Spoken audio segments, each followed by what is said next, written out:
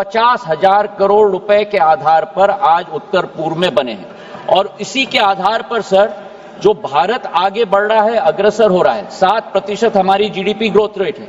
पर सर आपको भी आश्चर्य होगा सुनते हुए कि हमारे 8 उत्तर पूर्वी राज्यों में 5% जीडीपी ग्रोथ रेट नहीं है, 8% जीडीपी ग्रोथ रेट नहीं है। हमारे 8 उत्तर पूर्वी राज्यों में 12% जीडीपी ग्रोथ रेट है सर।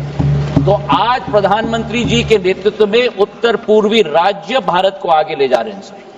सर मेरा एक ही सवाल है, ये समयबद्ध तरीके से सभी योजनाओं को समाप्त करने के लिए माननीय मंत्री जी के पास क्या उसका प्लान क्या है, समयबद्ध तरीके से सभी योजनाओं को खत्म करना, समाप्त करना? सर दिलीप जी का प्रश्न महत्वपूर्ण है और मैं उनको आश्वस्त कराना चाहता हूं कि पिछले एक वर्ष में हमने मंत्रालय के अंतर्गत जो करीब 1133 प्रोजेक्ट्स हैं, हमारे 5 स्कीम है डोनर्स के, उनके तहत हमने 2 सिस्टम शुरू की हैं दिलीप जी। पहला तो ये कि हमने थर्ड पार्टी ऑडिट का सिस्टम शुरू किया है। जो प्रोजेक्ट्स कंप्लीट हैं उन प्रोजेक्ट्स पे थर्ड पार्टी ऑडिट सिस्टम के आधार पर एजेंसी को भेजकर सर्वे किया जाए। सर्वे किस बात की? ये केवल नहीं कि अधोसंरचना बनी है कि नहीं, क्योंकि सफेद हाथी की तरह भी कई बार अधोसंरचना बन जाती है, पर हर मनुष्य और मानवी को उससे लाभ मिल रहा है कि नहीं। उदाहरण के तौर पे मैं आपको कहूं, अगर कहीं स्कूल बना है या अगर कहीं अस्पताल बना है, यूसी आ गई, सीसी आ गई, तो हम साधारण तौर पर टिक कर लेते हैं कि हो गया काम। पर यह सर्वे टीम जाके देख रही है कि वो अस्पताल से या स्कूल से बच्चों को शिक्षा मिल रही है कि नहीं, टीचर्स हैं कि नहीं, अगर अस्पताल है तो उपकरण है कि नहीं, कितने मरीजों का इलाज हो रहा है। तो ये सिस्टम हमने डोनर मंत्रालय के अंतर्गत हमने आज सेटअप किया है सर। और हमने ये भी तहकीकात की है कि जो हमारे जितने भी प्रोजेक्ट्स हैं, हम लोग करीब 1.5 साल की अवधि देते हैं उनको समाप्त करने के लिए। केवल रोड्स के क्षेत्र में हम लोग 2 से 2.5 साल देते हैं, क्योंकि आपको भी मालूम है दिलीप जी कि उत्तर पूर्वी राज्यों में वर्षा ऋतु सर करीब 5-6 महीने चलती है, तो उस समय में कुछ कार्य नहीं हो पाता, तो उनके लिए हम थोड़ा और समय देते हैं। जो प्रोजेक्ट्स डिलेड है 1.5 साल से ज्यादा या 2.5 साल से ज्यादा, मैंने स्वयं मुख्यमंत्रियों को लिखा है कि तीव्र गति पर इस पर ध्यान दें ताकि जल्द से जल्द स्वीकृति मिले। स्वीकृति मिलकर जब सीसी आएगी तो और राशि हम लोग प्रदेश सरकार को दे पाएंगे। नवचरण माझी। Honorable Speaker, sir, I want to know what are the major achievements in infrastructure in North Eastern India? दोबारा प्रश्न कर लेंगे, सुनाई में नहीं आया था, स्पीकर सिस्टम में दोबारा I want to know what are the major achievements in infrastructure in North Eastern India? उपलब्धियों के लिए पूछ रहे हैं, कौन सी उपलब्धियां हैं? सर पिछले वर्षों में 10 वर्षों में जो प्रधानमंत्री जी की नीति रही है उसके आधार पर अगर हम मुख्य प्रोजेक्ट्स के बारे में हम चर्चा करें, मैंने विस्तृत तरीके से ये माननीय सदस्य उड़ीसा से हैं जी, ये उड़ीसा से हैं जी, पर उनकी रुचि है सर, तो मैं उनको धन्यवाद देना चाहता हूं। रुचि ज्यादा उनकी नहीं, उनकी उड़ीसा में रुचि है। अच्छा सर, पर महत्वपूर्ण प्रश्न है क्योंकि सदन के पटल पर और सदन से देश को भी सूचित हम लोग करना चाहते हैं सर। जो अधोसंरचना की बात है उस पर हमने चर्चा भी प्रश्न पर किया था, पर जो मुख्य प्रोजेक्ट्स हैं, जो अधोसंरचना हमने बिछाई है उत्तर पूर्वी राज्यों में प्रधानमंत्री जी के नेतृत्व में, आज उसी के फलस्वरूप सर आप देखिए जो सेमीकंडक्टर की फैब देश में लग रही है, उत्तर पूर्वी राज्य में टाटा की सेमीकंडक्टर फैब 27,000 करोड़ के निवेश के आधार पर असम में लगने जा रही है। ये आज राष्ट्र के लिए नहीं, विश्व स्तर पर एक कीर्तिमान बनाया गया है। उसी के साथ अगर हम लोग रिफाइनरी की बात करें तो नुमालीगढ़ रिफाइनरी की एक्सपेंशन 28,000 करोड़ के निवेश के आधार पर हो चुका है। अधोसंरचना की बात करें, गडकरी साहब यहां बैठे हुए हैं, ब्रह्मपुत्र एक्सप्रेसवे 900 किलोमीटर की एक्सप्रेसवे कनेक्टिविटी एड्रेस करने के लिए पूर्ण रूप से आज तैयार हो चुकी है।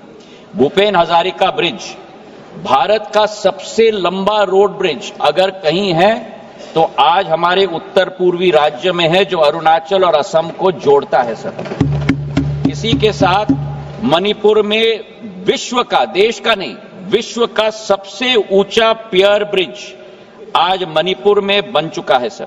सिक्किम में सेवोक और रैंगपो लाइन, पहला रेल लिंक सर, सिक्किम में पहला रेल लिंक 75 वर्षों में संभव हो पाया है, तो प्रधानमंत्री नरेंद्र मोदी जी के नेतृत्व में संभव हो पाया। पहला वंदे भारत एक्सप्रेस सर आसाम में, आज गुवाहाटी से नई जलपाईगुड़ी तक कनेक्टिविटी हो चुकी है सर। इसी के साथ पावर के क्षेत्र में देखें तो अरुणाचल प्रदेश जहां अधिक क्षमता है, 1 लाख मेगावाट की क्षमता है हाइड्रो पावर में सर, वहां लोअर सुबानशी हाइड्रो प्रोजेक्ट 2000 करोड़ की आज क्रियान्वित है सर। हमारे वाटरवेज की बात करें तो कनेक्टिविटी देखिए सर, एमवी गंगा विलास के आधार पर हमने उत्तर प्रदेश को बोगीबिल के साथ जोड़ा है सर। विश्व का सबसे लॉन्गेस्ट क्रूज आज उत्तर पूर्वी राज्य में है सर। मणिपुर में स्पोर्ट्स यूनिवर्सिटी, पहला देश का स्पोर्ट्स यूनिवर्सिटी अगर कहीं बना है तो उत्तर पूर्वी राज्य में बना है, जो प्रधानमंत्री जी की सोच और विचारधारा है स्पोर्ट्स की तरफ से। आज आर्टिफिशियल इंटेलिजेंस और सूचना प्रौद्योगिकी का युग है सर। देश में सबसे बड़ा नेशनल डेटा सेंटर आज असम में बनने जा रहा है और एशिया का सबसे बड़ा largest rated for hyper scale data centre भी आज असम में बनने जा रहा है। तो हमारा उत्तर पूर्वी राज्य, पहला एम्स गुवाहाटी में बन चुका है। हमारे उत्तर पूर्वी राज्य में विकास और प्रगति प्रधानमंत्री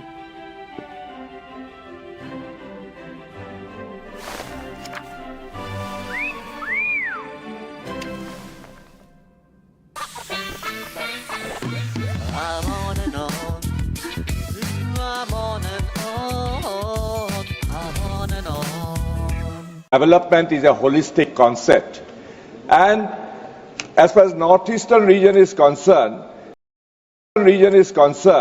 there has been great fear and apprehension in the minds of the people of northeast as of now, because there has been confirmed international media reports that Chinese government are constructing the world's largest hydropower project and the dam just 40 kilometers north of the border of the northeastern state, that is Arunachal Pradesh. If the Chinese build this dam, as per media reports, that if they allow diversion of the water of the Brahmaputra water river system, that will create a lot of problems in the downstream states and the riparian states. My question to Honorable Minister is this. Sir, you are playing the role of catalyst, as you say, for the development of the northeastern states. So, would you please take up the cudgel on behalf of the northeastern people that you take up with the External Affairs Ministry and the Defense Ministry to take up these issues so that we can have a bilateral agreement?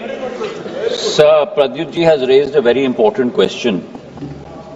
And the fact is that today when we look at the hydropower potential in our country, hydropower can play a huge role in terms of the growth of renewable energy in our country. Of the hydropower potential in our country, the maximum potential does lie in the Northeast. The Northeast today has capability of generating close to 100,000 megawatts of hydropower. And this hydropower can play a huge role in the demand requirement of our country. We today have close to 436 gigs of power, out of which close to about 201 gigs, which is almost 50% of our power generation capacity, comes from renewables, which goes across hydro, solar and wind. Now, in this scheme of things, looking at climate change and global warming, Prime Minister's resolve is to increase the hydropower potential, and for that, this basin, the Brahmaputra basin, presents a tremendous opportunity. We today have exploited, sir, only in the last 65-70 years, only about 5,000-6,000 megawatts out of the 100,000 megawatts capacity in this basin.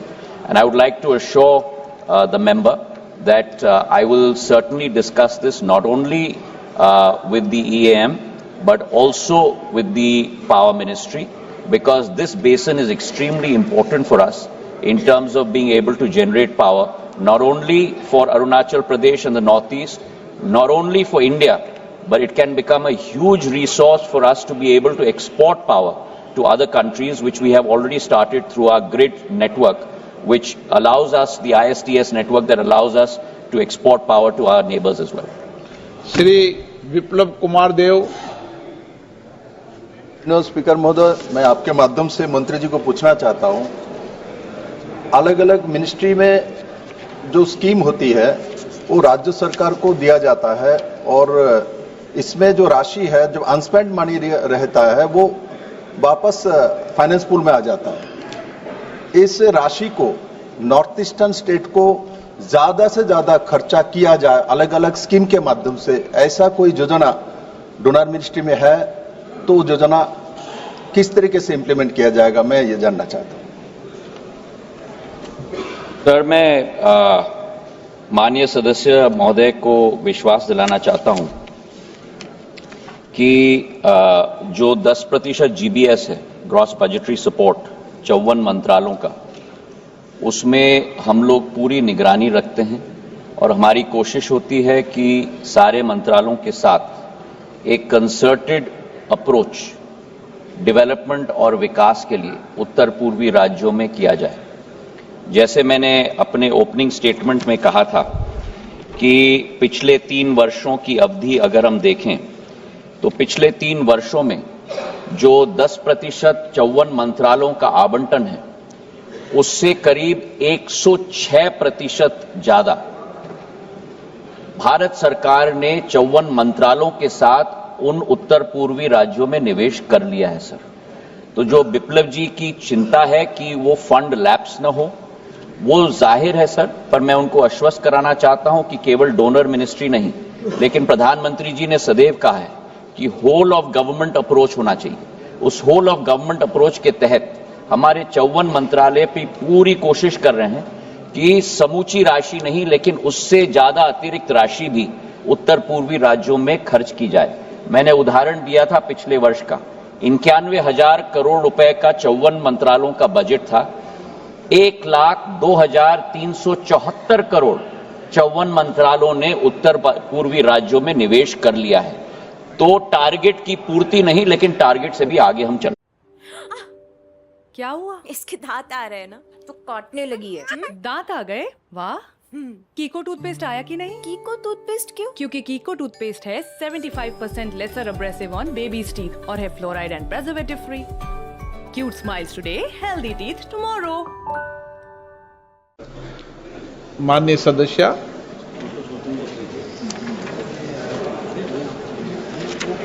Sir, आज हमारे प्रधानमंत्री जी के नेतृत्व में जिस तरह से हमारी भारतीय रेल एक्सपैंड और मॉडर्नाइज कर रही है, उस के हम सभी साक्षी हैं।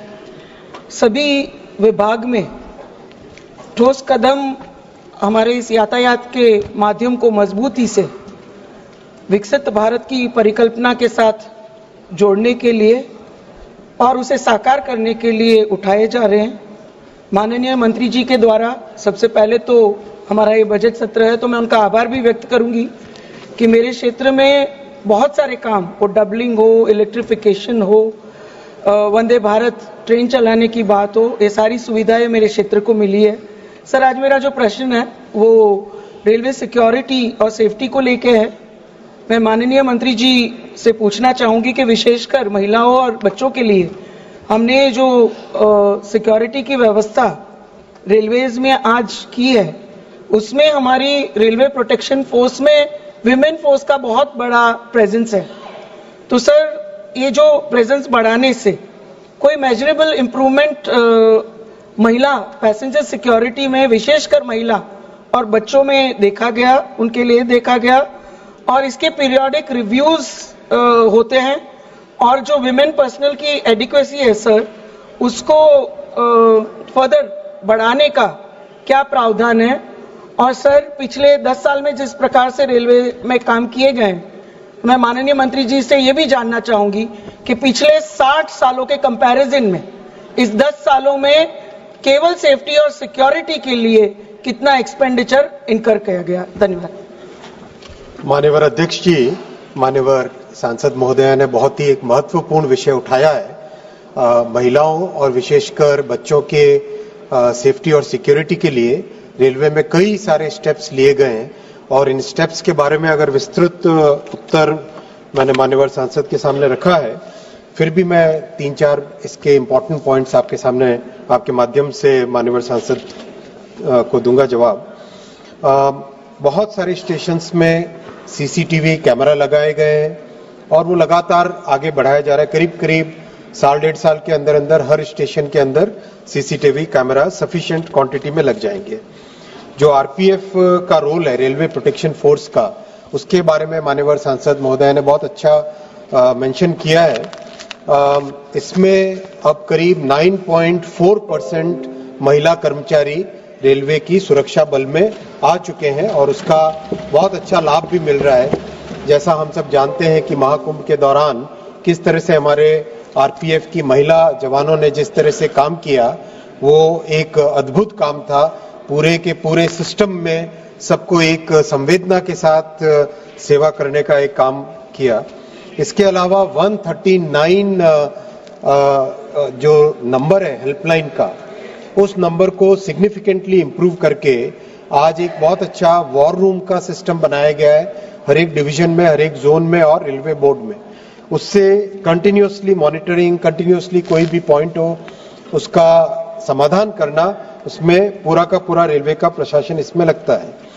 साथ ही साथ महिलाओं के लिए एसी में और नॉन एसी में सभी कैटेगरीज में हर कोच के अंदर लोअर बर्थ का एक स्पेशल प्रोविजन भी किया गया है।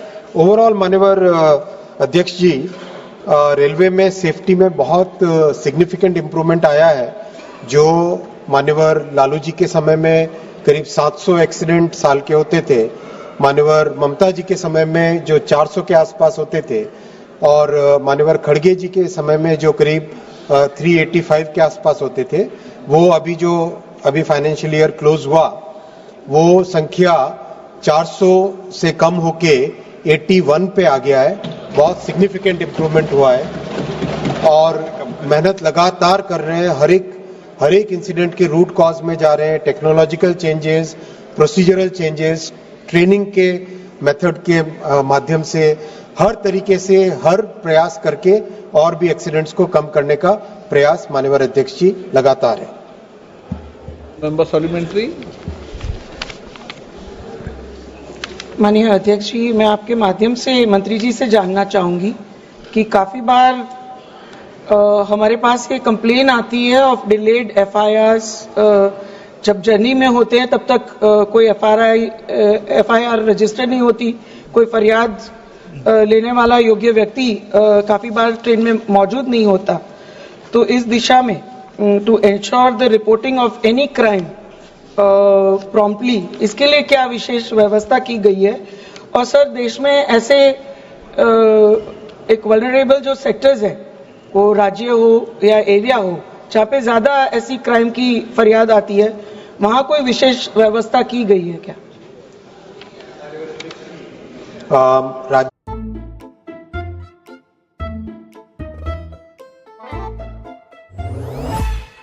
खाओगे या घबराओगे? Come with me. कहाँ? एक नए प्लेनेट पे।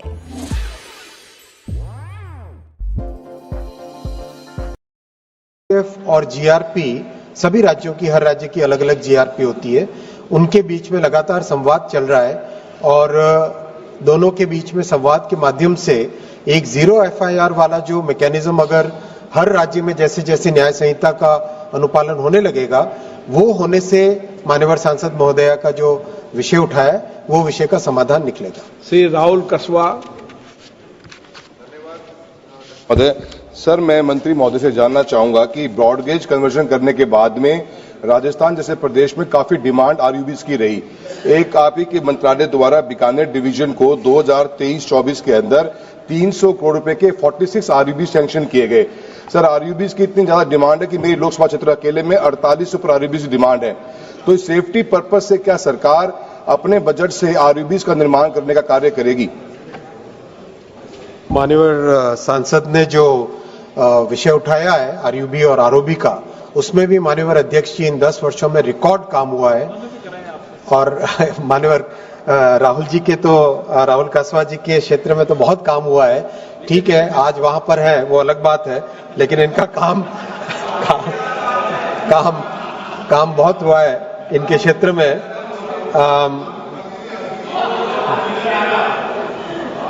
मैं अप्रिशिएट भी किया था बहुत, और रेलवे के काम को अप्रिशिएट किया माननीय अध्यक्ष जी, बल्कि एक साल में 1000 से ज्यादा आरओबी आरयूबी बनाने का रिकॉर्ड भी बना है। एक आरयूबी में एक नई टेक्नोलॉजी भी अभी लाई जा रही है, जिससे कि पानी की जो समस्या रहती है उसको भी सॉल्व करना है। ओवरऑल माननीय अध्यक्ष महोदय, देश भर में आरओबी आरयूबी के लिए एक लगातार प्रयास है और इस प्रयास के अच्छे फल भी मिल रहे हैं। क्वेश्चन नंबर 443 443 राजेश भाई नारायण भाई चुड़ासना। 143 माननीय मंत्री महोदय, उत्तर सदन के पटल पर रखा गया। माननीय अध्यक्ष जी, माननीय सदस्य। माननीय अध्यक्ष जी, मैं देश की जनता की ओर से माननीय मंत्री जी का अभिनंदन करता हूं, जिसने इतने कम समय में 136 जितनी वंदे भारत ट्रेन देने के लिए मैं आपका अभिनंदन करता हूं। माननीय अध्यक्ष जी, मेरे संसदीय क्षेत्र में माननीय प्रधानमंत्री जी के प्रयासों से कई वैश्विक धरोहरों का विकास हुआ है। इनमें प्रथम ज्योतिर्लिंग सोमनाथ मंदिर, एशियाटिक शेरों के लिए प्रसिद्ध गिर राष्ट्रीय उद्यान तथा एशिया का सबसे बड़ा गिरनार रोपवे शामिल है, जिसके कारण प्रतिवर्ष लाखों देशी विदेशी पर्यटक एवं श्रद्धालु यहां आगमन करते हैं। हालांकि आवश्यक यातायात सुविधाओं की कमी के कारण पर्यटकों को अत्याधुनिक असुविधाओं का सामना करना पड़ता है। यदि सोमनाथ अहमदाबाद और सोमनाथ सूरत मार्ग पर वंदे भारत एक्सप्रेस ट्रेनों का संचालन किया जाए तो इससे इस समस्या का समाधान हो सकता है। मैं माननीय रेल मंत्री महोदय से जानना चाहता हूं कि क्या सरकार इस पर कोई कदम उठा रही है या इस संबंध में कोई योजना प्रस्तावित की है कि नहीं? माननीय अध्यक्ष जी, सोमनाथ एक ऐसी हमारी सांस्कृतिक धरोहर है, एक ऐसा हमारे देश के लिए इतिहास, एक हमारे राष्ट्र के इतिहास में एक ऐसा महत्वपूर्ण स्थान रखता है। उसके लिए कई प्रयास किए गए। एक तो सबसे बड़ा सोमनाथ स्टेशन, सोमनाथ मंदिर के पास में जो स्टेशन है, उसका भव्य नव निर्माण किया जा रहा है और स्टेशन को संस्कृति के आधार पर उस स्टेशन का डिजाइन किया गया है। काम बहुत तेजी से चल रहा है, खूब शीघ्र वो काम भी आगे कंप्लीट होगा। और माननीय सांसद महोदय ने जो अहमदाबाद से सोमनाथ के लिए वंदे भारत का रिक्वेस्ट किया है, उसका मैंने नोट लिया है और इसकी फिजिबिलिटी जांच करने के बाद में मैं माननीय सांसद को इसकी डिटेल बताऊंगा। Honourable member. माननीय अध्यक्ष जी, मेरे संसदीय क्षेत्र में मुख्यालय जूनागढ़ शहर के मध्य में गुजरने वाली मीटर गेज लाइन पर कुल 7 रेलवे क्रॉसिंग स्थित है, जिसके कारण संपूर्ण शहर 2 भागों में विभाजित हो जाता है। इससे वर्ष भर अत्यधिक ट्रैफिक जाम की समस्या बनी रहती है। इस संदर्भ में विगत कई वर्षों से स्थानीय नागरिकों एवं जनप्रतिनिधियों की यह मांग रही है कि इस समस्या का समाधान जल्द किया जाए, ताकि यातायात व्यवस्थाओं को सुचारू किया जा सके और नागरिकों को राहत मिल सके। मैं माननीय रेल मंत्री जी से जानना चाहता हूं कि क्या सरकार ने इस विषय पर कोई विचार विमर्श किया है तथा इस समस्या के समाधान हेतु योजना बनाई गई है, बनाए जाने का प्रस्ताव है? माननीय सांसद राजेश भाई के साथ बहुत डिटेल में इस विषय पर चर्चा हुई है। ये वाकई एक बहुत बड़ी प्रॉब्लम है। एक छोटे से स्ट्रेच में 7 जगह जो गेट है उसको सॉल्व करने का एक तरीका भी माननीय सांसद ने ही सुझाया है। मैं उनको भी आपके माध्यम से धन्यवाद देना चाहूंगा। उन्होंने ही पूरे शहर में किस तरह से रीऑर्गेनाइज करे रेलवे को, वो एक बहुत अच्छा मार्ग सुझाया है। ऐसा ही कानपुर में भी एक प्रॉब्लम थी, उसको भी मान्यवर अवस्थी जी शायद होंगे यहाँ पर, उनके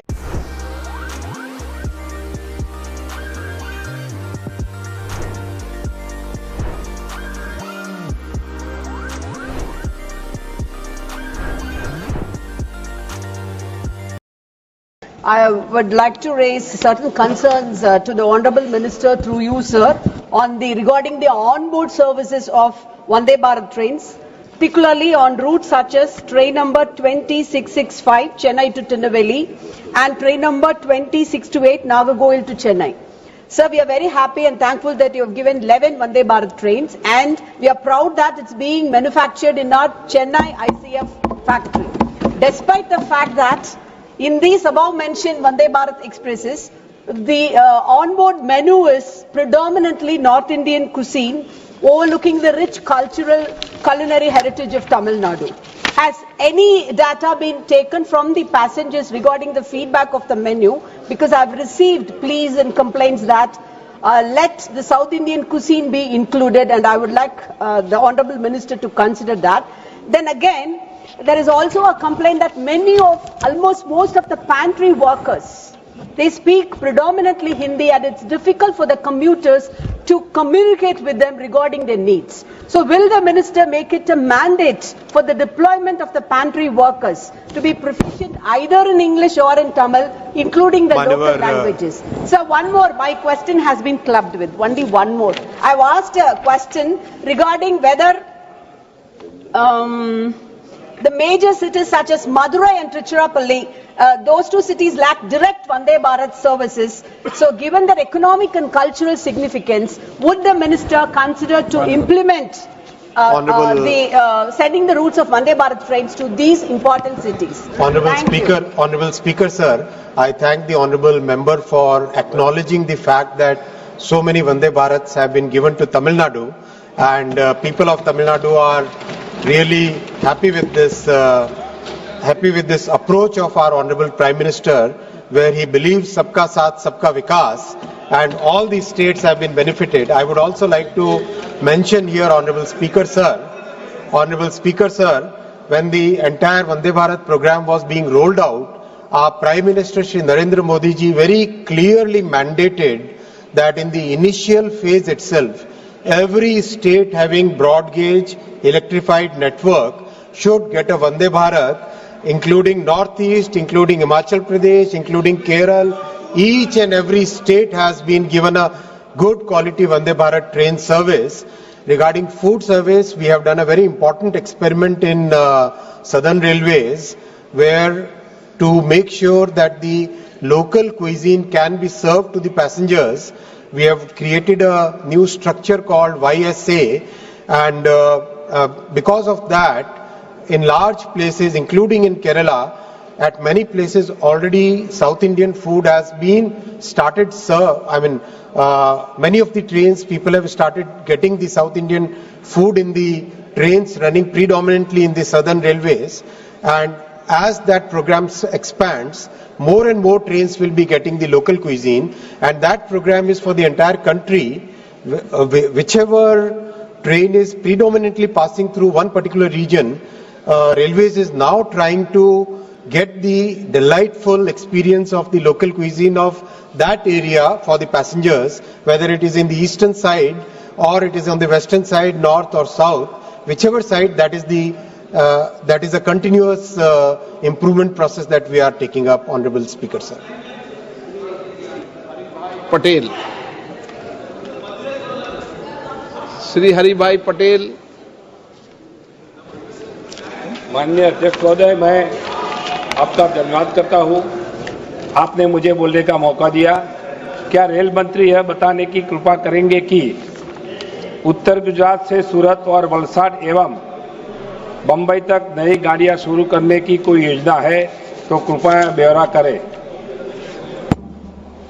माननीय अध्यक्ष जी, जो माननीय सांसद महोदय ने प्रश्न पूछा है उत्तर गुजरात से सूरत और मुंबई के लिए डिमांड काफी आती है और इसको पूरा करने के लिए कई प्रयास हाथ में लिए गए हैं और विशेषकर जो डेडिकेटेड फ्रेट कॉरिडोर है उसके कारण कैपेसिटी सिग्निफिकेंटली इंप्रूव हुई है और आज करीब करीब western dedicated freight corridor complete हुआ।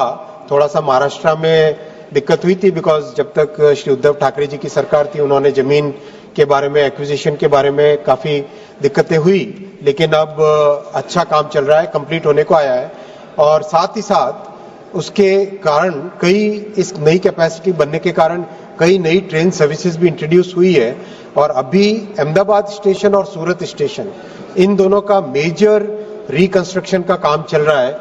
उसके कंप्लीट होने के बाद में कैपेसिटी एक साथ बढ़ेगी और उस कैपेसिटी के बढ़ने से नई सर्विसेज भी आरंभ होने की संभावना बढ़ेगी। अवधेश प्रसाद जी, आपके रिकमेंड अखिलेश जी ने किए। आज सवाल भी देखिएगा कैसा आता है, मंत्री जी जवाब नहीं देंगे। मान्यवर, नवरात्र का महीना है, समय चल रहा दिन, हम माननीय मंत्री जी को बधाई देते हैं, इन्होंने जो ट्रेन चलाई है वंदे भारत और ये वंदे भारत एक्सप्रेस अयोध्या से The place is mentioned in this video and save it as a note. Save it. One list found it oh so quick. Wow, cool.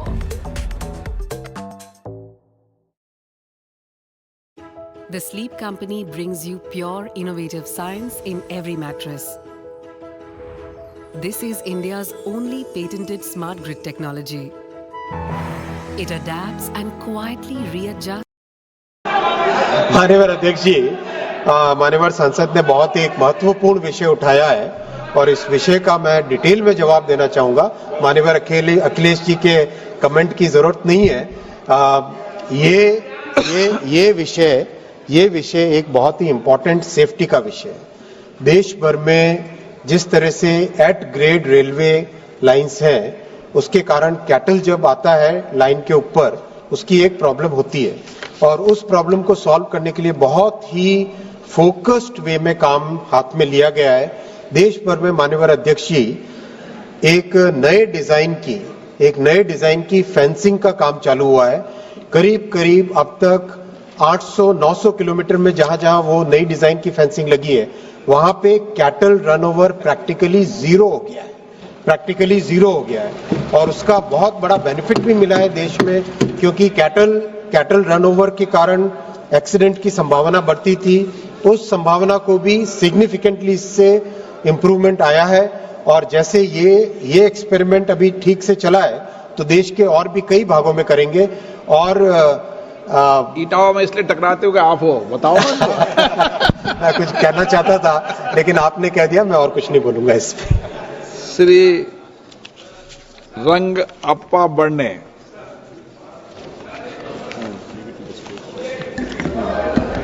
माननीय अध्यक्ष महोदय, मैं आपके माध्यम से माननीय मंत्री से जानना चाहता हूं कि मेरे चुनाव क्षेत्र में मुंबई से सोलापुर तक 2 वंदे मातरम ट्रेन चलती है, वंदे भारत ट्रेन चलती है, जो कि उसका पहला स्टॉप कल्याण में।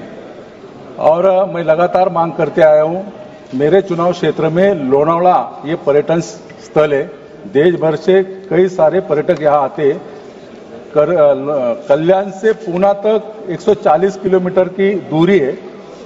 तो मैं मंत्री से जानना चाहता हूं कि लोनावला वंदे भारत एक्सप्रेस को स्टॉप देने की कुछ मंत्रालय की आगे चलकर कोशिश रहेगी या स्टॉप देंगे? माननीय सांसद महोदय का रिक्वेस्ट मैंने नोट किया। माननीय अध्यक्ष, क्वेश्चन नंबर 444 444 श्री अरुण भारती महोदय, प्रश्न संख्या 444। माननीय मंत्री महोदय। अध्यक्ष जी, उत्तर सदन के पटल पर रखा गया। माननीय सदस्य। धन्यवाद अध्यक्ष महोदय। सबसे पहले मैं रेल मंत्री जी का अभिवादन करना चाहूंगा अपने लोकसभा क्षेत्र जमुई के से, जहां एक बहुत लंबी डिमांड थी कटौना हॉल्ट की, जो इन्होंने पूरी की है। अध्यक्ष महोदय, मैं आपके माध्यम से माननीय रेल मंत्री से जानना चाहूंगा कि मेरे लोकसभा क्षेत्र जमुई से जुड़ी कई नई रेल की परियोजनाओं को केंद्र सरकार ने स्वीकृति दी है। जैसे बरियारपुर मननपुर, नवादा लक्ष्मीपुर, झाझा बटिया, जसीडीह चकाई कोडरमा। मैं सरकार का ध्यान इस ओर आकृष्ट करना चाहता हूं कि जमुई से जुड़ी इन रेल परियोजनाओं के लिए आवश्यक धनराशि का आवंटन अभी तक नहीं हुआ है। इसके कारण से मेरे लोकसभा क्षेत्र में सिकंदरा, खैरा, बरहट, सोनो, चकाई और अलीगंज जैसे प्रखंड आज भी रेलवे नेटवर्क से कटे हुए हैं। इन परियोजनाओं से जमुई सहित मुंगेर जिला, नवादा जिला, शेखपुरा जिला, लखीसराय जिला और बांका जिला के लाखों लोगों को इसका लाभ होगा। मैं आपके माध्यम से पूछना चाहता हूं माननीय रेल मंत्री जी से कि क्या सरकार जमुई लोकसभा क्षेत्र में प्रस्तावित नई रेल परियोजनाओं हेतु शीघ्र आवश्यक धनराशि की स्वीकृति और आवंटन को लेकर के कोई समयबद्ध योजना बना रही है, जिससे इन रेल लाइनों का निर्माण तत्काल प्रभाव से शुरू हो सके? माननीय अध्यक्ष जी, माननीय सांसद श्री अरुण भारती जी ने बहुत ही महत्वपूर्ण विषय इस सदन के सामने रखा है। मैं माननीय अध्यक्ष महोदय आपके सामने कुछ फैक्ट्स रखना चाहूंगा। जब श्री लालू जी बिहार में करीब करीब सारे प्रोजेक्ट्स को फोकस करते थे और प्रयास करते थे कि देश के बाकी एरिया में कुछ भी नहीं हो, सिर्फ बिहार पे उनका फोकस रहता था। फिर भी ऐसे पीरियड में भी यूपीए के समय बिहार जैसे महत्वपूर्ण प्रदेश को मात्र 1132 करोड़ रुपए मिलते थे। रेलवे के एलोकेशन का इतना सा ही हिस्सा बिहार को मिलता था। आज माननीय अध्यक्ष जी, प्रधानमंत्री श्री नरेंद्र मोदी जी ने बिहार के लिए 10,066 करोड़ रुपए का बजट आवंटन किया है और 10,066 करोड़ के इस बजट आवंटन के कारण बहुत अच्छा बिहार में काम भी तेजी से चल रहा है। वहां बिहार में जो सरकार का सहयोग रेलवे को पूरी तरह से मिल रहा है और उसके कारण जो दो बड़े महत्वपूर्ण प्रोजेक्ट माननीय सांसद महोदय ने रखे सामने, झाझा बटिया न्यू रेलवे लाइन को 496 करोड़ रुपए के एलोकेशन के साथ काम किया जा रहा है उसके ऊपर, और सरायगढ़ से बैजनाथपुर अंडोली झाझा इस लाइन को 79 करोड़ रुपीस के सैंक्शन के साथ प्रोजेक्ट को पूरा किया जा रहा है।